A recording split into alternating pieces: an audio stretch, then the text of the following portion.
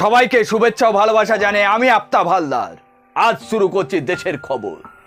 লোকসভায় 29 আর রাজ্যসভায় 13 জন সাংসদ, সব মিলিয়ে মোট 42 জন সাংসদ রয়েছে তৃণমূলের হাতে। এবারে সংসদীয় স্থায়ী কমিটির চেয়ারম্যানের পদ না দিলে বিরোধিতায় সরব হবে তৃণমূল। গতবার তৃণমূলের শক্তি ছিল 35 জন সাংসদ, তার মধ্যে লোকসভায় 22 জন আর রাজ্যসভায় 13 জন সাংসদ। তার সত্ত্বেও খাদ্য গণবন্টন সংক্রান্ত সংসদীয় কমিটির চেয়ারম্যানের পদ থেকে সুদীপ বন্দ্যোপাধ্যায়কে সরিয়ে দেওয়া হয়েছে।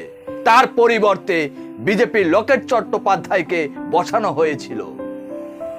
অন্য কোনো কমিটির চেয়ারম্যানের পদও দেওয়া হয়নি, কংগ্রেসকেও দেওয়া হয়নি।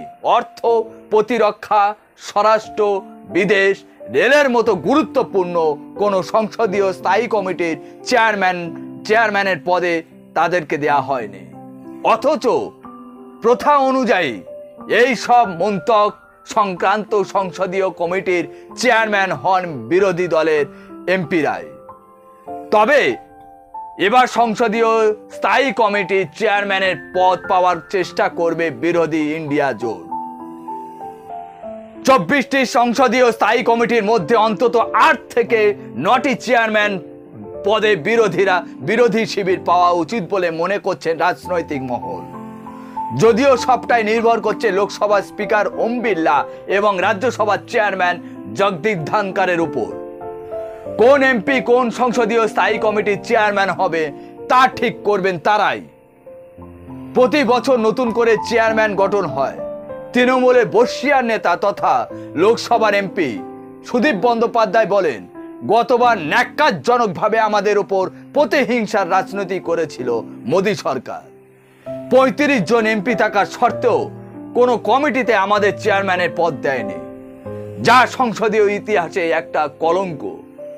সূত্রের খবর, পশ্চিমবঙ্গে রাজনৈতিক বিধানসভা পিএসসির পদে বিজেপিকে না দেওয়ার অভিযোগে সংসদে বদলা নিয়েছিল মোদিজি। যদিও তৃণমূলের বক্তব্য, বিজেপি কৃষ্ণ কল্যাণীকে পিএসসির চেয়ারম্যান করা হয়েছিল, পরে তিনি তৃণমূলে যোগ দিলে কি করার আছে।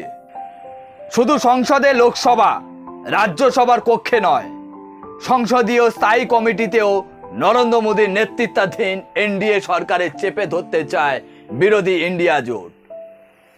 কংগ্রেস, তৃণমূল, সমাজবাদী পার্টি, ডিএমকে সহ ইন্ডিয়া জোটের লোকসভার শক্তি 236 জন এমপি, যা মোটেই হেলাফেলার নয়।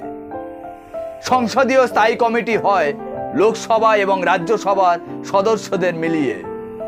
বিরোধীদের সেই হিসেব দেখুন, কংগ্রেসের সদস্য সংখ্যা 124 জন, তৃণমূলের সদস্য সংখ্যা 42 জন, সমাজবাদী পার্টির সদস্য সংখ্যা 41 জন, ডিএমকে সদস্য সংখ্যা 32 জন। এছাড়া ইন্ডিয়া জোটের অন্য শরিক দলের তো সদস্য আছেই। তাই এবার ইন্ডিয়া জোটকে একাধিক কমিটির চেয়ারম্যান পদ দিতে হবে বলেই স্পিকারের উপর চাপ সৃষ্টি করবে বিরোধীরা। সেপ্টেম্বর থেকে নতুন কার্যকর সংসদীয় নতুন কমিটি তৈরি হবে। এখন প্রশ্ন হচ্ছে, গত 10 বছর ধরে মোদিজি লোকসভা ও রাজ্যসভায় বিরোধীদের কোনো পাত্তাই না দিয়ে নিজের ইচ্ছে মতো চালানোর চেষ্টা করেছিলেন। এখন মোদিজি কি আগের সমমহিমায় থাকবেন নাকি বিরোধীদের কাছে নত হবেন, তা এখন লাখ টাকার প্রশ্ন। আজ এখানে শেষ করছি। সবাই ভালো থাকবেন। Tata, bye bye.